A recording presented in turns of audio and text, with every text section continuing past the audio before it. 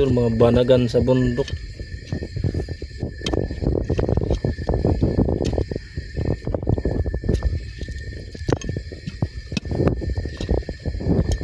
Oras alas 2:35 mga idol sa madaling araw. Nanggaling pa kami sa sagyad ng Bubuyaon. Bumalidok kami sa Kanunghan sa Surok. Tapos ngayon nandito na kami sa Kanunghan. May mga ilaw na doon, mga bahay. Yan si boss. Yan ang namin, pinakamalupit na nanguhuli ng palaka.